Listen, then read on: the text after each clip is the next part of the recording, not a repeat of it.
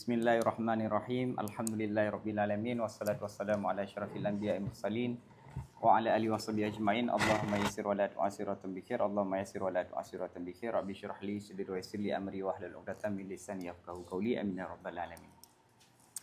Iljamul awam, kita masuk ke bab yang pertama.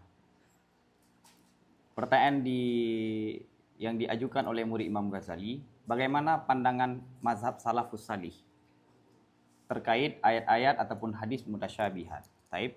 Al-babul awwalu fi bayani hakikatil i'tiqadis salaf was salafi fi hadhil akbar. Bab yang pertama dalam menjelaskan hakikat akidah dan i'tikad salaf pada ini hadis yang sudah disampaikan.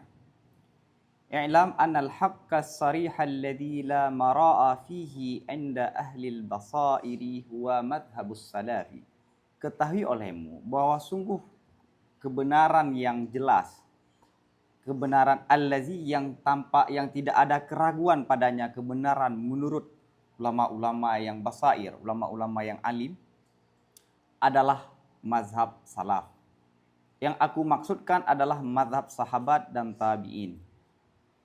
Jadi Imam Ghazali mengatakan bahwa kebenaran yang sudah pasti adalah kebenaran yang dianut, yang diyakini oleh mazhab salaf. Mazhab salaf di sini adalah maksudnya sahabat dan tabi'in. Karena kalau diartikan bahasa Aceh, mazhab salaf apa? Urang awai. Nyat urang awai, pada yang dinawai, pajanawainya. Maka kaum daya ataupun kaum tradisional itu sangat terikat dengan generasi sebelumnya. Tapi sebelumnya itu kapan? Taib ya.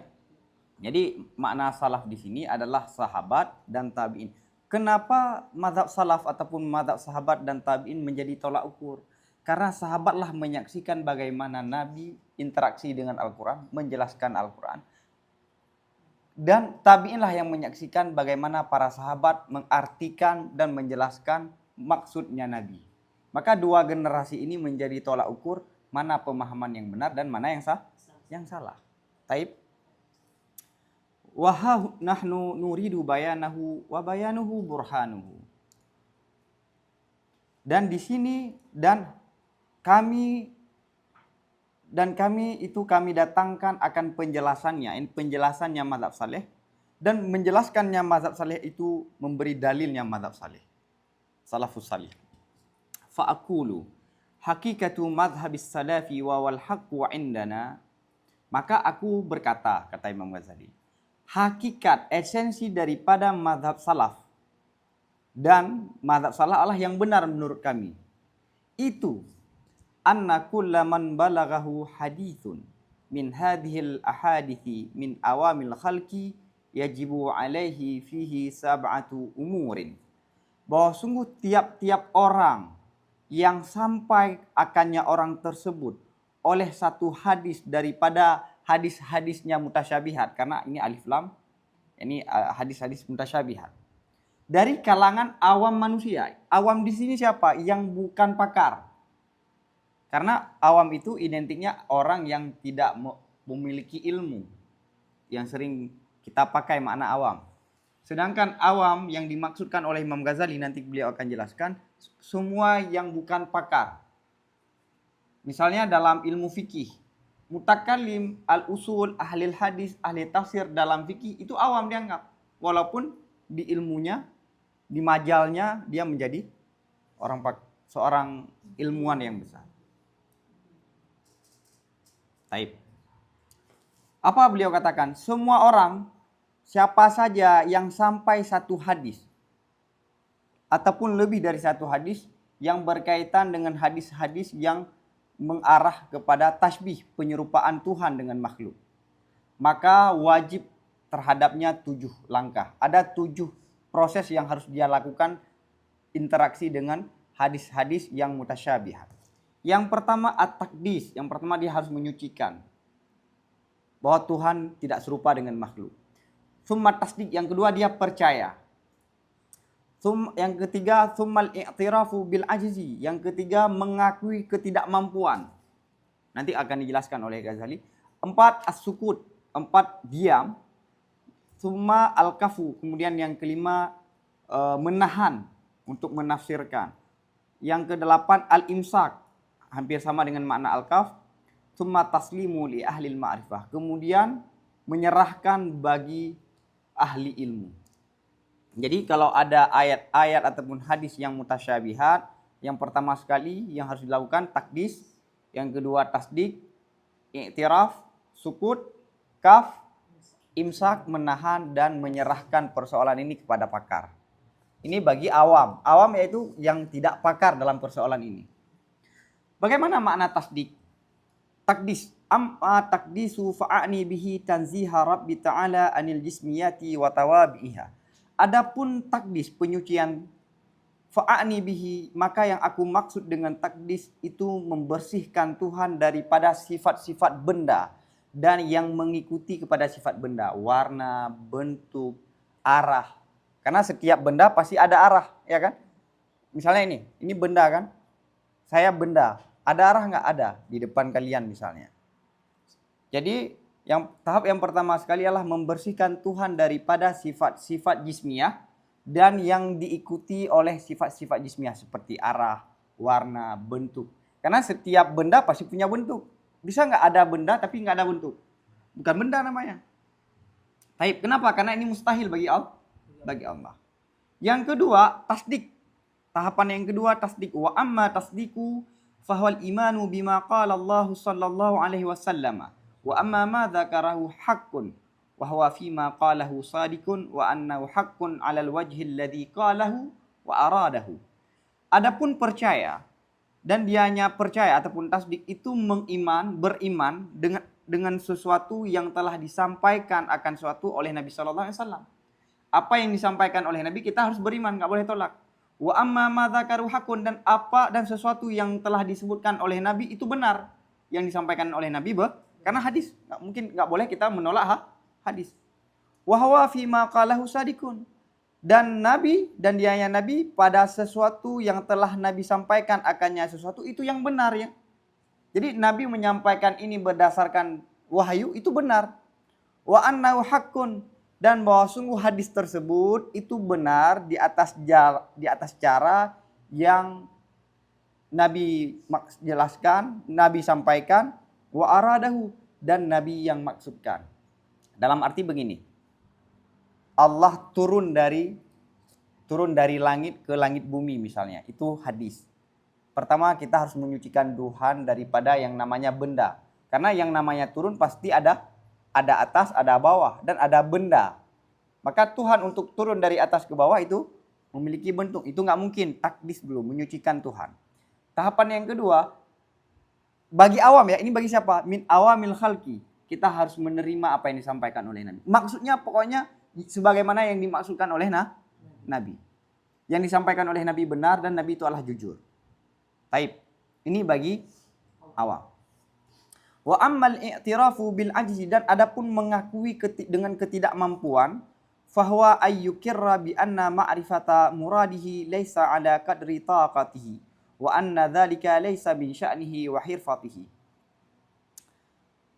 Dan adapun mengakui dengan ketidakmampuan, maka dianya yang dimaksudkan dengan i'tiraf bil ajzi itu bahwa mengakui seseorang dengan bahwa sungguh mengetahui maksud Nabi itu bukan ala qadri taqati, bukan berdasarkan kemampuannya. Wa anna dzalika, dan bahwa sungguh mengetahui maksudnya laisa min sya'ni, bukan daripada kedudukan kita, wa hirfatihi, dan bukan spesialis kita. Jadi awam yang sampai hadis yang seolah-olah menyerupai Tuhan dengan makhluk, kita harus mengakui bahwa untuk mengetahui apa yang dimaksud daripada teks tersebut itu di luar kemampuan. Imam Ghazali pernah menyampaikan dalam kitab Mizanul Amal kalau nggak salah, atau Maqsadul Asna. Untuk mengetahui satu sifat Nabi itu butuh premis kadang-kadang ribuan, bahkan puluhan ribu untuk mengungkap satu sifat. Bagaimana taswirnya untuk menjelaskannya? Dalam film siapa yang membuat bom atom? Oppenheimer. Bapak apa? Dia dijuluki dengan penggagas ataupun ya penggagas bom atom yang dijatuhkan di Hiroshima dan Nagasaki. Dia untuk menemukan konsep yang ini menjadi cikal bakalnya lahir komputer, itu dia menyusun premis dalam matematika. Itu ribuan premis sehingga dia menemukan satu kesimpulan yang dengan kesimpulan itu dia menemukan rumus meracik bahan fisika yang bisa menghadirkan daya ledak yang luar biasa. Taib, itu dalam persoalan duniawi. Begitu juga untuk mengenal sifat Tuhan, kata Imam Ghazali, itu butuh ribuan premis. Maka Ibnu Tufail mengatakan, sebenarnya kalau kita menempuh mengenal Tuhan lewat perjalanan akal, kadang-kadang membutuhkan waktu 100 tahun bahkan lebih. Kenapa pikiran kita itu, kenapa manusia yang hidup di kemudian hari tidak sesulit manusia di generasi awal? Karena sudah dibuka jalan. Misalnya gini, kita mau berfilsafat, kita nggak terlalu ribet. Kenapa? Karena filsafatnya sudah ditulis dan sudah dibuka. Tinggal kita melihat di mana yang keliru. Taib, seperti kedokteran. Apakah semua obat-obat yang ditemukan, yang kita pakai sekarang baru ditemukan? Enggak. Ribuan tahun yang lalu sudah ada. Maka kata Ibnu Tufail dalam kitab Hayyah Biyaqdan, kitab semacam fiktif, perjalanan Tarzan ya, itu beliau menyampaikan bahwa hadirnya Nabi itu mempersingkat perjalanan manusia untuk mengenal Tuhan. Karena tanpa Nabi, tanpa ada perantara, untuk langsung mengenal Tuhan itu butuh perjalanan yang sangat panjang. Tapi dengan adanya Nabi itu sudah mempersingkatkan jalan. Dan ini kitab yang sangat bagus, diterjemah dalam bahasa Jerman, Perancis, mendapatkan kategori sebagai buku yang paling laris dibaca di Jerman tahun 2023 kalau nggak salah. Ibnu Tufail, beliau seorang filsuf, abang Letting, seniornya Ibnu Rushdi. Baik. Wa amma sukut, dan adapun diam, makna diam, fa alla yas'ala an ma'nahu. Makna sukut apa? Fa alla, maka bahwa jangan bertanya daripada maknanya. Jangan tanya bagaimana maksud Tuhan itu turun. Wala yakhudha fihi, dan jangan mendalami padanya makna. Wa ya'lama anna su'alahu anhu bid'atun, dan harus mengetahui dianya seseorang bahwa sungguh pertanyaannya seseorang daripada hadis-hadis tersebut itu adalah suatu bid'ah. Karena malah Sayyidina Umar pernah memberi hukuman kepada orang yang membahas tentang sifat-sifat mutasyabihat. Wa annahu fi khawdihi fihi mukhatirun bidinihi. Dan bahwa sungguh seseorang tersebut dalam mendalaminya orang tersebut pada hadis-hadis mutasyabihat fihi, ini pada hadis-hadis itu bisa membahayakan bidinihi, dengan agamanya. Wa annahu yushiku, dan bahwa sungguh orang tersebut besar kemungkinan bahwa kafir seseorang, lau khadha fihi, kalau masuk dianya seseorang padanya, dari sekira-kira min haitsu la yash'uru, dari sisi dia tidak sadar, tanpa dia menyadari bahwa dia sudah kafir. Taib, bahwa kesalahan dalam akidah, salah dalam akidah itu dosa besar, seperti berzina, seperti mencuri, dan seperti membunuh. Dan dosa pada akidah, dosa besarnya itu melebihi daripada dosa badan. Maka para ulama sangat melarang dan sangat mewanti-wanti supaya kita tidak jatuh dalam kesalahan dalam akidah. Baik. Barat, orang-orang ateis itu menganggap bahwa apa? Wahabi itu membuka pintu untuk orang tidak percaya kepada Tuhan. Saat mereka mengatakan Tuhan di langit, Tuhan punya bentuk. Dengan teknologi dan kecanggihan sekarang, dan orang katanya sudah naik ke bulan, kok mereka nggak bertemu dengan Tuhan? Taib. Jadi berdasarkan penyampaian orang Wahabi begini, kemudian orang-orang baru, ini orang-orang yang penasaran dengan Tuhan, kemudian Tuhan digambarkan dengan bentuk yang berada di atas. Dengan kemampuan manusia sekarang, mereka tidak menemukan adanya Tuhan di atas. Berarti Tuhan tidak ada. Maka mazhab Wahabi itu menjadi pintu untuk orang ateis. Taib ya. Wa ammal imsak, mana imsak apa? Fa alla yatasarrafa fi tilkal alfadhi bi tasrifi wa tabdili bi lughatin ukhra. Dan adapun imsak menahan, fa alla maka bahwa jangan mempergunakan, jangan mengotak-atik tasrif ya. Otak-atik kan tasrif maknanya apa? Mengubah dari satu bentuk ke bentuk yang lain kan? Jangan mengotak-atik pada sedemikian lafal dengan cara tasrif dan dengan menggantikan dengan bahasa yang lain, waziyadah fihi dan melebihkan padanya lafal dan mengurangi daripadanya lafal. Dan jamak menjamakkan misalnya yadun kita buat ID dan tafrik memisahkan. Balla yantiku illa bidzalikal lafzi. Bahkan jangan mengucap dianya seseorang kecuali dengan sedemikian lafal wa ala dzalikal wajhi dan berdasarkan sedemikian cara daripada menghadirkan i'rab, tasrif dan sighat. Jadi begini. Ini sangat penting. Ar-Rahman 'alal arsyis tawa. Makna yang tepat gimana? Ataupun begini. Bismillahirrahmanirrahim. Bagaimana arti yang tepat? Dengan nama Allah yang Maha Pengasih lagi yang Maha Penyayang.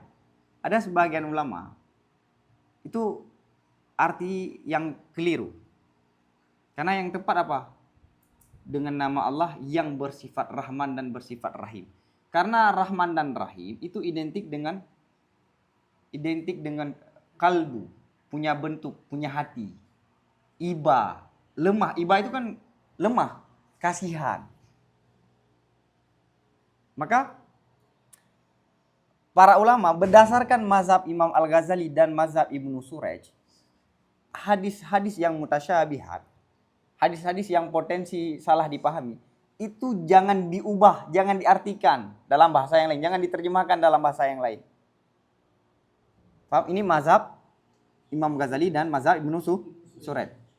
Tidak boleh tasrif. Misalnya Ar-Rahman 'alal arsy istawa, mustawin, jangan. Taib. Dan jangan ganti dengan bahasa yang lain, dan jangan lebihkan dan jangan kurangi, dan jangan dia buat dalam, misalnya dia terpisah, kita gabung dengan yang lain. Ataupun dia suatu yang terpisah, kita gabungkan. Sampai ada ulama dari kalangan Hanabilah mengumpulkan hadis-hadis yang mutasyabihat tentang tangan, kaki, wajah. Ini kan jam'u yang pada dasarnya terpisah, ini dijam. Padahal ada konteks.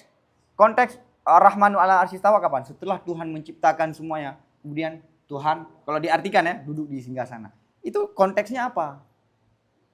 Sudah selesai kerjaannya. Gitulah kira-kira. Kalau dipahami secara tekstual, dan ini nggak boleh. Jadi yang jam'u jangan dipisahkan, yang terpisah jangan digabung. Bahkan kata Imam Ghazali, jangan ucapkan kecuali dengan lafal yang warid. Istawa sebutkan. Yadun. Dan dengan cara yang bagaimana warid. I'rab bagaimana dihadirkan dalam hadis tersebut, begitulah diucapkan. I'rabnya juga begitu. Jangan diubah sama sekali. Dan itulah terjadi perdebatan kami pas mubahasah tasawuf dengan Ayah Cetru, yang beliau mengatakan boleh. Bahkan Syekh Kuala dalam tafsir beliau, Hidayatul Mustafid ya, tafsir Jawi, itu menerjemahkan Ar-Rahmanir Rahim dengan Maha Pengasih, Maha Penyayang. Yadun, sebagian ulama boleh mengatakan tangan Tuhan. Misalnya Yadullahi fawqa aydihim, boleh nggak kita jelaskan? Kita artikan tangan Tuhan. Boleh nggak? Boleh, karena KBBI mengatakan makna tangan. Salah satu daripada makna tangan adalah kekuasaan. Jadi berarti gini, kita menerjemahkan yad ataupun menerjemahkan kekuasaan. Kan makna yad dasarnya apa? Tangan. Terjadilah perdebatan.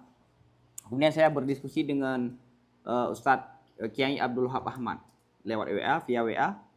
Karena sebagian guru-guru kami menjadikan tulisan beliau di NU Online sebagai hujjah, sebagai bukti. Kemudian saya chat langsung dan beliau mengatakan, saya mengakui bahwa dalil saya itu lemah. Tapi ada mazhab yang mengatakan boleh. Tapi mazhab Imam Ghazali dan Ibnu Suraj, ayat-ayat mutasyabihat, hadis-hadis mutasyabihat jangan artikan. Taib. Jangan takwil yang mutasyabihat. Bukan nggak boleh takwil. Nanti takwil ini kapasitas yang dilakukan oleh ahlul ma'rifah. Ini bagi awamul khalqi. Kedunggu ceramah. Nyo tumet Tuhan nyo watu itu benar-benar be ya. Oke. Taib ya. Maka dulu guru saya Waliar, Bismillahirrahmanirrahim, dengan nama Allah yang bersifat Rahman dan yang bersifat Rahim. Selesai. Bukan dengan nama Allah yang Maha Pengasih lagi Maha Penyayang. Oke. Kemudian wa ammal kafu fa an yakaffa batinahu anil bahthi anhu wa tafakkuri fihi. Adapun kaf, maka bahwa menahan dia seseorang akan jiwanya, batinnya ini jiwanya, daripada mengkaji, daripada mencari, daripada makna hadis dan memikirkan pada maknanya hadis. Tahan dirimu, tahan jiwamu, jangan sampai kamu mencari maknanya, karena nanti apa? Tersesat. Wa amma taslimu li ahlihi fa alla ya'taqida anna dzalika in khafiya alaihi li ajzi. Ini Imam Ghazali mengatakan bahwa wakafnya bukan diwarasikhuna fil ilmi. Ingat. Coba ayatnya gimana? Nah, gini. Yang gini ono ada. Yang gini ono ada. Nya surah je dengan makna ke? Nyo ayat hal dia. Jadi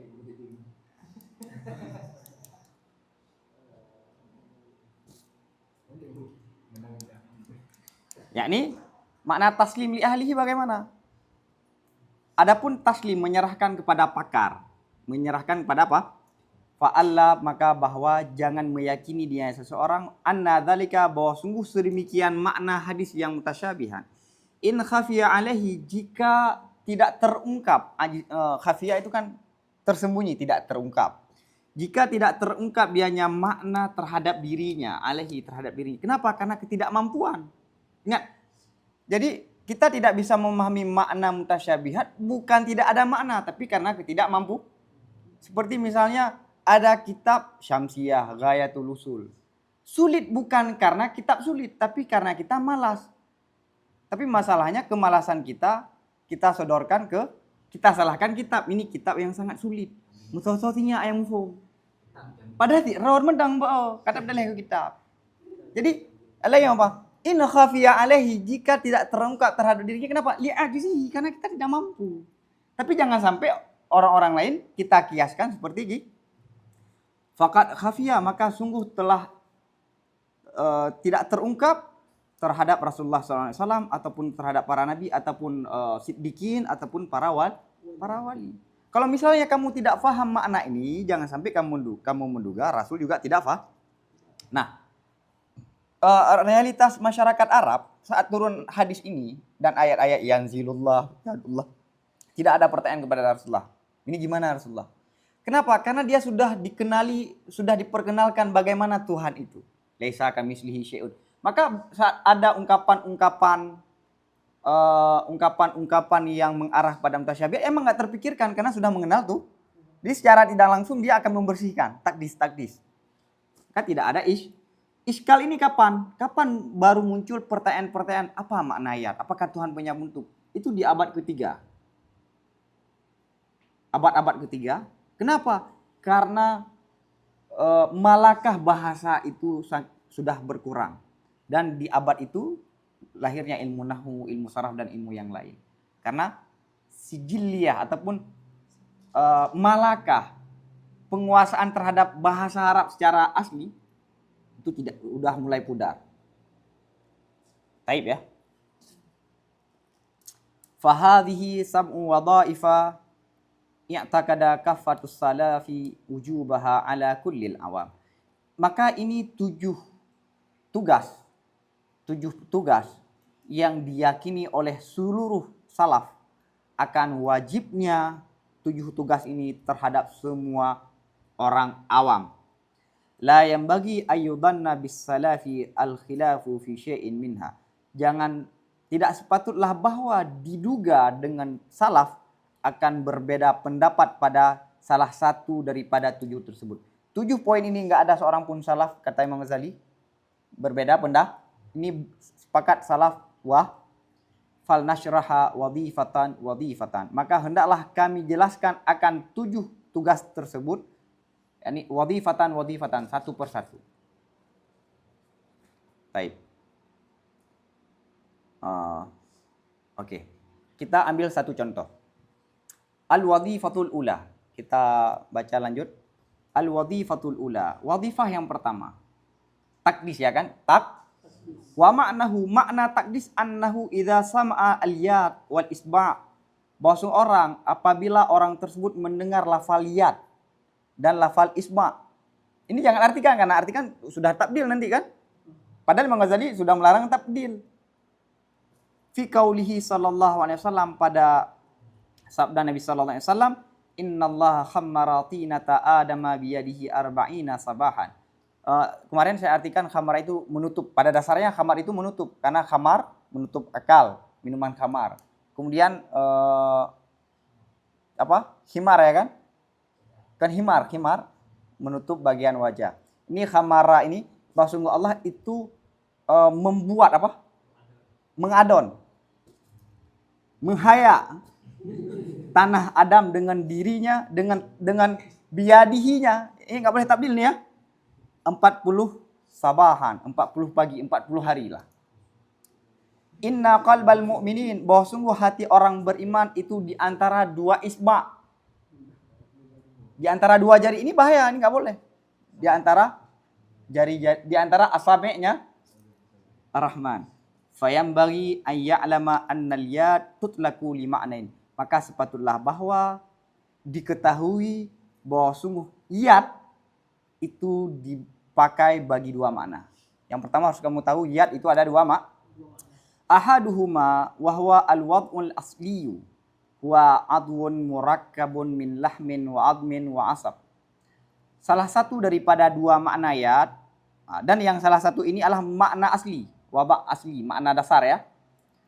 Dianya salah satu daripada 2 makna yad adalah anggota yang tersusun daripada daging, tulang dan urat. Baik. Wal lahmu wal adamu wal asabu jismun makhsusun bisifatin makhsusatin.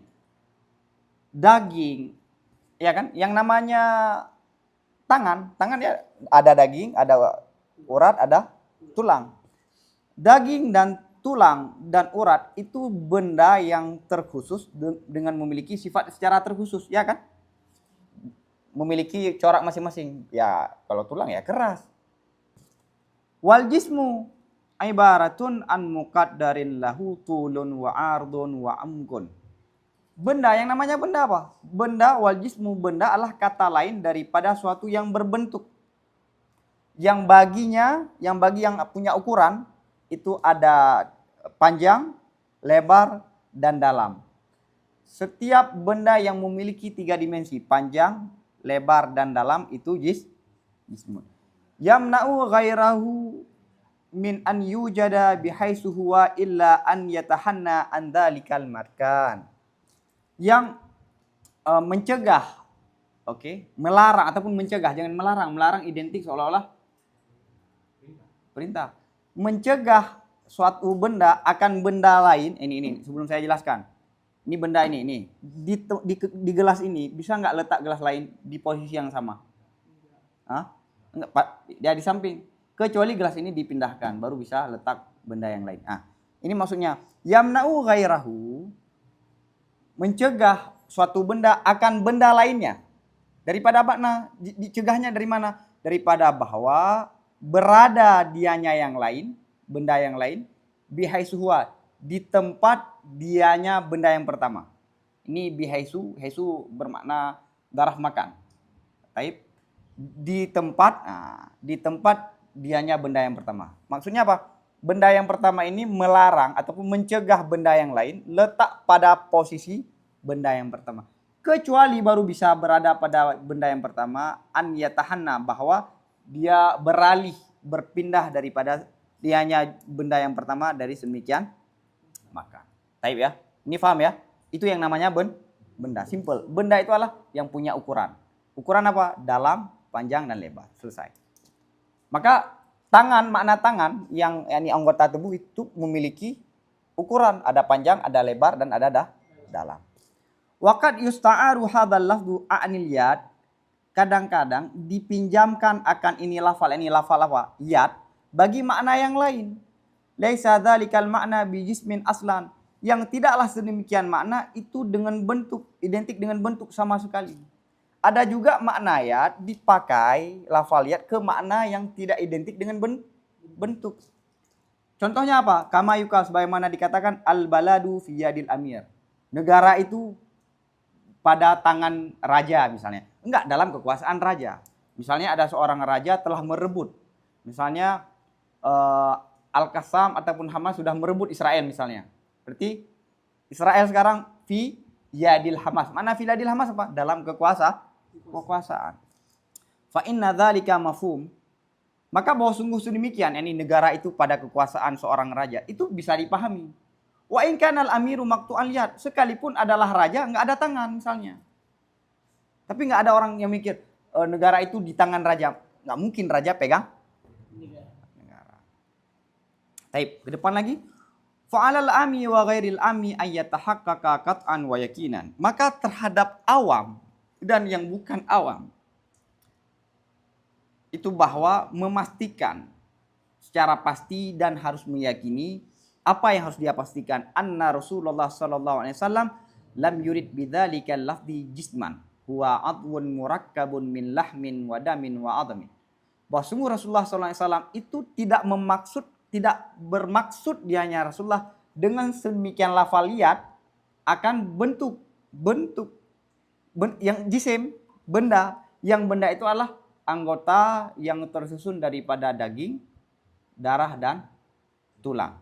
Wa anna dzalika 'ala Allah taala muhalun, dan bahwa sungguh yad dengan makna benda terhadap Allah itu muhal, mustah, wa huwa anhu muqaddasun, dan yad dengan makna tangan daripada Allah itu suci. Berarti Allah suci daripada taib. Fa in khatira bi balihi anna Allah taala jismun murakkabun min a'dha'in fa huwa 'abidu sanmin. Maka jika terlintas di hatinya, misalnya kita mendengar yadullah, terlintas, fa in khatira bi balihi, maka jika terlintas di hatinya annallahu ta'ala, bahwa sungguh Allah ta'ala itu suatu benda, Tuhan itu memiliki bentuk yang tersusun dari berbagai anggota tubuh. Fahuwa, maka orang tersebut penyembah berhala. Makna sembah berhala apa? Sembah patung kan? Sembah berhala identik apa? Sembah apa? Tapi kita menyembah Allah. Allah yang ada dalam benak kita punya bentuk, itu sama dengan sembah berhala juga. Bedanya apa? Kalau orang sembah berhala langsung, sedangkan ini dalam imajinasinya. Ataupun dalam keyakinannya. Fa inna kulla jismin makhlukun. Karena semua benda itu pasti diciptakan. Semua benda, semua yang tersusun, semua benda itu pasti diciptakan. Kalau kita menyembah Tuhan yang memiliki bentuk sama dengan kita menyembah makhluk. Taib. Wa ibadatul makhluk kufrun, dan menyembah makhluk, menyembah yang diciptakan itu kafir. Kita menyembah yang sang pencipta, bukan yang dicipta. Wa ibadatus sanmi innama kanat kufran li annahu makhlukun. Dan menyembah berhala hanya saja ada menyembah berhala itu kafir karena berhala itu yang dibuat. Wa innama kana makhlukan li annahu jismun. Dan hanya saja ada dianya berhala itu makhluk. Kenapa? Karena li annahu, karena berhala itu benda. Faman abada jisman, maka siapa saja yang menyembah suatu benda, fahuwa kafirun, maka orang tersebut kafir dengan kesepakatan ulama. Salaf di kalangannya umat dan khalaf. Salaf dan khalaf sepakat orang yang menyembah berhala, maka maka orang yang menyembah Tuhan dalam keyakinannya memiliki bentuk itu sama seperti menyembah berhala. Nah, ada poin penting yang disampaikan oleh Syekh Anas Syurfawi. Coba lihat di teks. Pertama di catatan kaki. Wa ala hadza, berdasarkan ini makna tahdidan secara pasti, yuhmalu umumu nususil madzahibil fiqhiyatil arba'atin natikati bi takfiril mujassimah.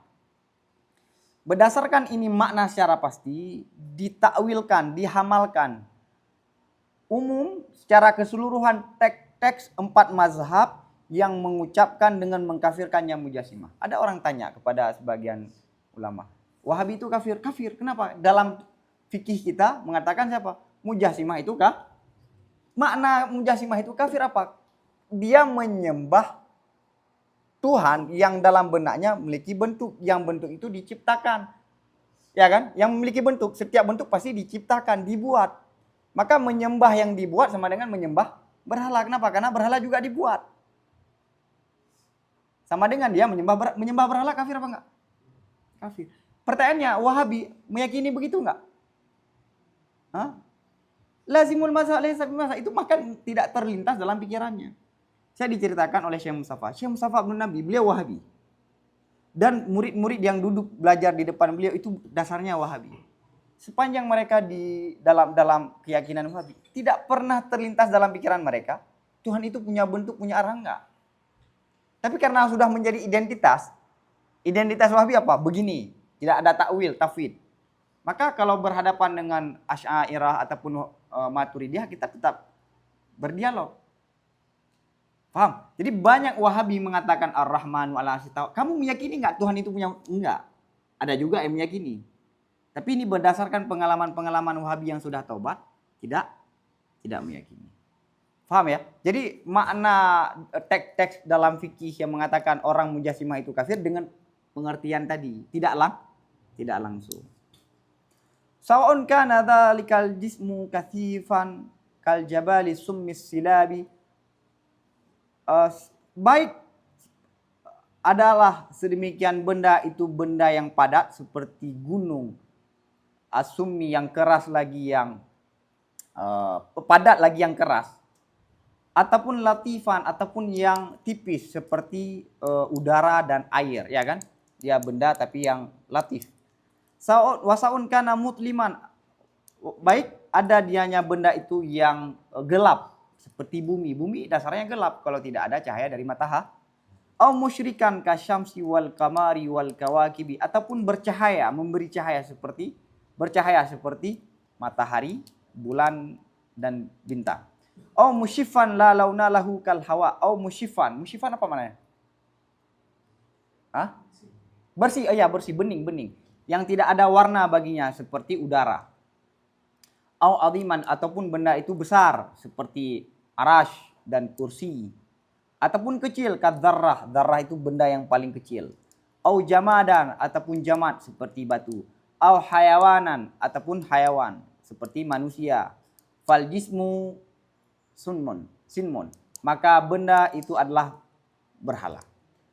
Wa bi an yuqaddara hasanuhu wa jamaluhu au idamatuhu au safa'uhu au salabatuhu au naqa'uhu la yakhruju an kaunihi jisman. Dan dengan bahwa ditambahkan, diasumsikan akan bagusnya, jamaluhu indahnya ataupun agungnya, au safahu ataupun bersihnya, au salabatuhu kerasnya, naqa'uhu jernihnya, itu tidak dapat keluar, tidak la yakhruju, tidak dapat mengeluarkan daripada keadaannya jisim itu sebagai benda. Apapun kita mau mengkategorikan dia, mau memperindah seindah mungkin, tetap dia tetap benda. Maka yang aneh di India, orang India banyak yang cerdas, tapi yang mereka sembah apa? Lembu, sapi. Bahkan Syekh Jamaluddin Afghani, seorang filsuf yang banyak kitab-kitab filsafat dan kitab logika beliau perkenalkan terhadap ulama-ulama Azhar. Jamaluddin Afghani itu salah satu guru filsafat beliau itu di India. Dalam perjalanan dialog kan beliau menemani gurunya. Dalam perjalanan gerempo ilmu, gecok ilmu yang hormati. Kemudian Jamaluddin Afghani tanya, "Ini kamu kan filsuf. Semua persoalan kamu akan tanyakan, kamu persoalkan dan kamu akan mencari alasan ilmiahnya. Kalau tidak ilmiah kamu enggak akan percaya. Ini pakan ilmu kan cok ni belum. Hadza i'tikad, ini adalah keyakinan, sedangkan filsafat adalah pikiran, dua yang berbeda. Sedangkan dalam Islam tidak ada pemisahan sedemikian rupa. Paham ya? Taib, sedikit lagi. Waman nafa al-jismiyata anhu wa an yadihi wa isba'ihi dan orang-orang yang mentiadakan benda daripadanya Tuhan dan daripada yadnya dan daripada isba'nya, faqad nafa al-aduwiyata wal lahma wal asaba, maka sungguh telah menafikan akan keanggotaan tubuh ya, organ dan daging dan urat. Waqad dasar rabbah subhanahu amma yujibul hudutsa, dan dia telah menyucikan Allah yang maha suci daripada sesuatu yang mewajibkan akan hudus yang baharu. Kalau dia mengatakan makna yad, makna isba itu yang bukan benda, sama dengan dia telah menyucikan tuh. Falya'taqid ba'dahu annahu ibaratun an makna minal ma'ani, maka hendak diyakini dia seseorang setelah apa? Setelah takdis. Ba'dahu ini setelah takdis. Itu bahwa sungguh yad ataupun isba itu kata lain daripada satu makna daripada berbagai makna. Jadi yad maknanya tangan, bukan tangan. Yadullah bukan makna tangan. Karena nggak mungkin Allah memiliki punya bentuk. Terus apa? Berarti pokoknya yad itu ada satu makna. Apa maknanya dia nggak tahu. Karena ini bagi awam kan. Pokoknya maknan, nakirah. Maknan, pokoknya ada satu makna dari berbagai makna. Laisa bijismin, yang mana itu Pak? Laisa bijismin, dia bukan benda. Wala aradin fi jismin, dan bukan sifat yang letak pada benda. Yaliku dzalikal makna bisifatil jalali wal kibriya, yang layaklah sedemikian makna dengan sifat-sifat agung dan kebesarannya Allah. Pokoknya bukan benda dan bukan sifat yang letak pada benda. Maknanya apa? Makna yang layak dengan Allah. Itulah makna tafwid. Ini yang dijelaskan oleh Imam Ghazali, tafwid. Tafwid itu ada takwil ijmali. Ada takwil, kan misalnya ya pertama kita membersihkan itu sudah ada takwil secara umum. Cuma maknanya kita serahkan kepada Allah, kita serahkan kepada Nabi. Kalau takwil tafsili, kita menentukan ini enggak menentukan makna. Menafikan makna jismiyah dan tidak menetapkan makna kebalikannya. Itu namanya tafwid. Baik ya. Bukan isbat. Kalau Ibnu Taimiyah isbat.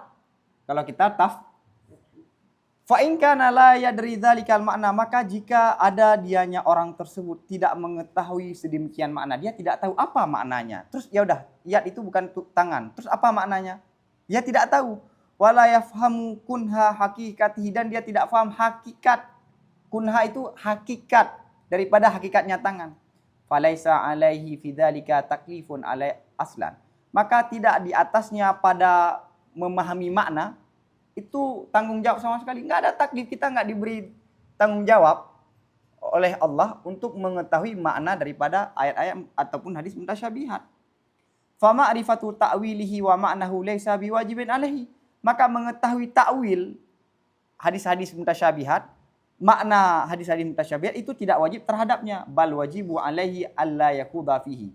Bahkan yang wajib terhadapnya itu bahwa dia tidak mendalami pada teks-teks yang berpotensi salah dipahami, sebagaimana yang akan disampaikan. Wallahu a'lam bishawab wa ilaihi marju wal ma'ab. Jeda leh.